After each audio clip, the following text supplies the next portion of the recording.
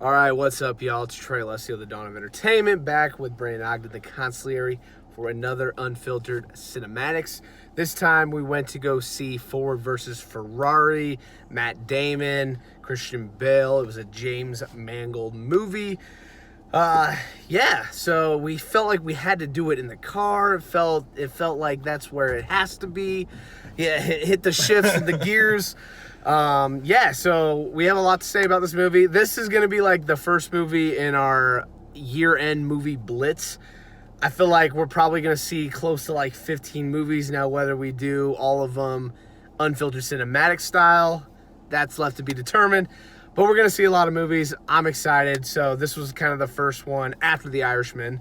But Ford versus Ferrari. So as always in Unfiltered Cinematics format, break down the plot, give our hot takes, rank it at the end. So, first of all, we don't really have to spend the whole time breaking plot down. I feel like we can kind of settle it in a paragraph or two. Do you want to start out with it? It's pretty simple. So at the beginning, Ford finds out that Ferrari is bankrupt, so Ford representatives go to try to basically merge / buy out Ferrari, which I didn't know that. I didn't know that was a real thing. I didn't either. Based on a true story, fun fact. So Ferrari pretty much leverages that and instead gets a better, higher offer from Fiat. Right. So Fiat and Ferrari merge. And I didn't know that either, I guess. Yep. So. And then the guy who started, owns, runs, whatever he is, Ferrari pretty much takes shots at Henry Ford Jr. The second, yeah. Yeah, Whatever. he basically says he'll never be his dad,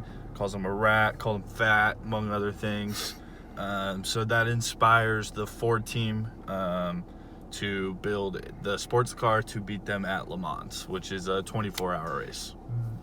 Right. Pretty much sums it up. I would say in more of a character capacity, it's about Ken Miles, who is the driver, kind of a hothead, kind of a selfish dude, really kind of disgruntled at the beginning. Really good with cars. Really good with cars, obviously. At the beginning, his business, if you will, is kind of going out of business. The IRS comes, seizes it. He has a family. We kind of see the disgruntled part of him, and his counterpart is Matt Damon. What's his first name? Shelby. Shelby is his last name. I can't remember his first name. It's some weird like girl name. I don't know. But so we see them basically at the beginning, kind of butting heads. They team up to make this sports car to beat Ferrari. And spoiler alert, Ford beats Ferrari at Le Mans. So that's the plot line. A really good kicker at the end is one of the executive VP at Ford wants the 3 Fords, because they're going to finish 1, 2, 3, wants them to finish at the same time. Right, for a publicity picture. Yeah. Honestly, that was fucked up. Yeah. Not gonna lie, that's some Miles bullshit. Doesn't want to. He runs the perfect lap, fastest lap at the track at that time, but then he decides to slow up, let them all finish together. They do, and then by a technicality, one of the other Ford cars gets first because he started further behind. Right at the beginning of the race. Right. Okay, so let's transition there. That was kind of basically the plot. I want to talk about the very end. Yeah, true. Go ahead. Sorry. So at the end, this is actually important. So at the end, they show, is it Ken? Yeah. Ken Miles. They built another car. They want to do it again, except for win this time. And Ken Miles, while driving, crashes and dies. Right. With his son there watching. Honestly, I did not see that part coming. I didn't either. So I don't know. I don't want to be like, I don't want to like toot my own horn or anything, but like it's a predictable movie up until that point. I did not see him dying.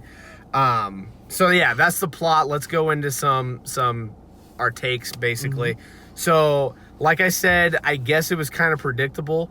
It's a true story. No, it's a true story. So yeah, that's fair. Take that. I would say structurally, this movie is really good. Like I said to you, because basically there were 3 outcomes structurally and story wise that could have happened. Ken could have said, "Fuck you," he's gonna win and break the record. he could slow down and have the 3 cars win, or there was one other one that or he could have like crashed and said out. fuck everything. Yeah. And I said to Brandon, I was like, structurally, it would make sense that he slows down and becomes a team player after being selfish in the beginning. Now, granted, Brandon countered with, this is a true story, so, I mean, it happens how it happens, but it happened to turn out, and, I mean... I would assume that's we would assume so. They could have Hollywooded it up, but structurally, that made sense. I also like to point out the parallel between Matt Damon. He was kind of the stud racer back in the day and in the beginning of the story, and he learns that he has a heart condition and can't do it anymore, and he's crying in the car, and at the end, after he goes sees the kid after Christian Bale has died, he cries in the car. I just like that kind of arc and that structure. That was cool too. He peeled out. And he peeled and out. The beginning of the movie is Matt Damon doing a voiceover. At the end, he's doing the same exact voiceover. Right. So structurally, beginning to end it was a really good movie. Like story wise and structure wise, it was a well done movie. Mm-hmm. Do you have anything else like that, or should we get into our gripes a little bit, or what do you want to do? Yeah. Let's just stick on positives. Right. I thought the acting was really good throughout. Christian Bale, I thought, was incredible. I think potentially Oscar worthy for either one of them. I don't know about both. It'd be interesting to see who they consider best lead. Lead versus. Now, I have heard, I've been listening to podcasts and stuff, and I think they're trying to paint them both as lead actors in this, which may honestly hurt them. Yeah. Because I don't know. I don't think both of them get a lead. I think Christian Bale shines a little bit more, personally. Not saying Matt Damon had a bad performance. I think they both were great. Both Oscar-worthy, if you will. But if I'm choosing, I would choose Christian Bale. Yep. So the way I think about it is I think Bale's the star. Like, he steals the show the most. But if I were Bale and I wanted to win an Oscar, I think he has a better chance at supporting actor than best actor. Fair. But I'd still take Brad Pitt, Once Upon a Time in Hollywood, as my pick right now. Okay. But I think Bale, as a supporting actor, actually has a chance of winning. If he's up for just best actor, I personally don't see it. Now, last time when we did The Irishman, I don't think we talked about best picture. We talked about the actors and whether we thought that. So I guess for Ford vs. Ferrari, do you think it has best picture potential? And to go back, do you think The Irishman has best picture potential? Let's kind of loop that into one quickly, I guess, if you will. Yeah. I think this is a best picture nom. Really? Yep. Okay. I think it's a nom. I don't think it's a win. Irishman, I think, has a better chance of... Here, I'm going to say... nominating and winning? No, here's what I'm going to say. This is going to be really weird, and it might not make sense, but stick with me. Mind fuck. Ford vs. Ferrari, mind power. I think has a better chance of being nommed, but not winning. Okay? Irishman, I think, has a better chance of not getting nommed, but if it does, I think it has a better chance of winning. Okay. Do you say that Irishman has a lesser chance of getting nommed because it's a Netflix movie? Yes. Okay. And because I just think, I think of, for the masses, and I know the Oscars doesn't take that into consideration, but, just not enough people might not have seen it at this time because of the release and how it was. Right. We don't have to make this about... if it does get nommed, I think it has a better chance of winning. We don't have to make this about the Irishman. I respectfully disagree. I think it is definitely going to get nommed, and I personally just think it has potential to win. But let's make this more about Ford vs. Ferrari. I personally don't think this gets a Best Picture nom. I think the performances outweigh the movie. I thought it was a good movie, and it'll reflect in my ranking, but I think the performances outweigh. I have a few gripes if we want to get to that point. Let's go for that. So let's do that. So I had a number in my mind, mostly throughout the movie. The ending, it kind of threw me for a loop, and I like that, so it kind of bumped it up a little. But I don't know. I like the movie. It didn't enthrall me like I kind of wanted it to. It was very entertaining. It was a smart movie. The nuances of the cars, you could tell it was researched and beautifully written. But there were parts where I feel bad for saying this. It just felt a little Disney-fied, if you will. You know what I'm saying? Like there were parts that were funny, but it felt, I don't want to say corny because I don't think it was corny, but it felt like there could have been more if it was like a rated R movie it felt very PG-13, which it is PG-13. I just felt like it could have felt more authentic in points. There were some Disney-fied parts. That would be my main gripe. But it just kind of felt like the visual. It was a visually cool movie. The fact that it was in the 60s and the cars looked very 60s, but it just felt kind of like a popcorn movie a little bit. There were parts that felt kind of fluffed up into a popcorn movie. I don't know. That's my one kind of big hot take gripe, if you will. So, one, I thought like cinematographically, it was done really well. There was a really cool scene where Christian Bale's talking to his son. They're at an airport. They're looking out, and like just the sky was so freaking beautiful. That was cool. And like that was cool. The runway was lit up a little bit. It was a beautiful shot. That was cool. Can I interject one thing before I forget? Yeah. So I think this movie shines the best when it is Christian Bale and the son, and you can throw in the wife too. I think at the core, the family, that's what shines the most to me. Okay. So go on. Sorry. As far as what you're saying, I do think the writing was just a little bit off. It felt like some executive, kind of like in the movie, like where Ford, like the executives kind of take over and take reins and try to make decisions at the end. It feels like at the end of this movie, they trying to throw too many obstacles stuff.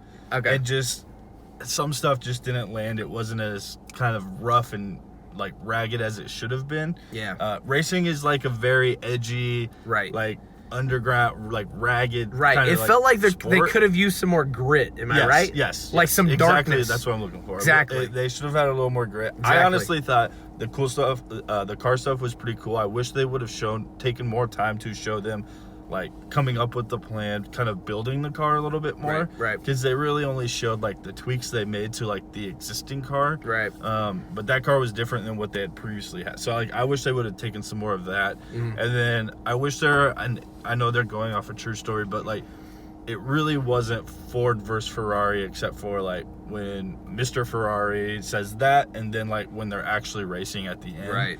And even that really only lasts for a little bit in the race. Right. So like I just wish there would have been more rivalry, I guess, between Ford versus Ferrari. It felt more like it's Ken Burns. Burns. Yeah, sure. I forgot for a minute. Christian Bale and Matt Damon versus Ford. Yeah. That's what it felt Josh more Lucas, like. really. Right. Yeah. That's what it felt more like. I mean, that's cool. That's fine.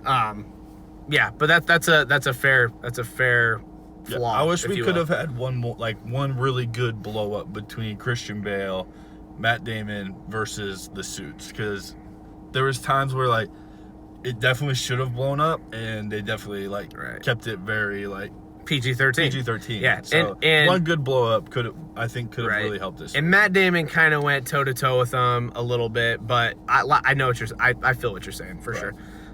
Yeah. So, but overall, like that it was a very good movie. Right. It was an entertaining, fun movie. It was for sure. So I kind of compare it to take away the musical aspect. It felt a little bit like La La Land, like the way it's shot, the way it feels. Okay. Like that's how very it feels. Interesting comparison. That's how it feels. Okay. That's fair. Even visually, I think it had some like similarities. That's fair. Things. I to play devil's advocate though, like La La Land seemed like an Oscar movie. This felt like, I think it will get Oscar love, but this just felt more like a popcorn, like it wanted to be a blockbuster type movie. Yeah. So no, I think this is gonna get nommed. Okay. All right, I have almost no doubt. Okay. All right. We'll see. All right. Let's get to anything else before we rank it. Nope, I'm good to go. All right. Let's rank it up. I always go first. I'll go first. This was a little tough for me. Like I had one number in my mind throughout. Like I said, the end, I felt the Disney-fied version of it, but then the end kind of threw me for a oh, okay, this is okay. So what was your initial? Initially, what did you have in your head? 7.9 initially. 7.9, okay. It bumped up a little bit for me just because I have to appreciate the structure and them not steering away from like kind of the little hint of darkness at the end there. So I'm going to go 8.3. 8.3. I'm at 8.6. 8.6. 8.6. Very solid movie. Missing just a couple things to make it just a little edgier, a little grittier. Great. A little bit darker. Fantastic storyline. Fantastic performances throughout. Agreed. Just missing just a little bit to really get it over to the get edge it in the into nines and epic. For sure. Fun movie. Ford versus Ferrari. Matt Damon, Christian Bale. Go check it out. Let us know if you think it's going to get some Oscar love. And as always, let us know what you think. This is Unfiltered Cinematics. I'm Trey Lesio, Brandon Ogden, and we'll be back for more. Stay safe. Bye.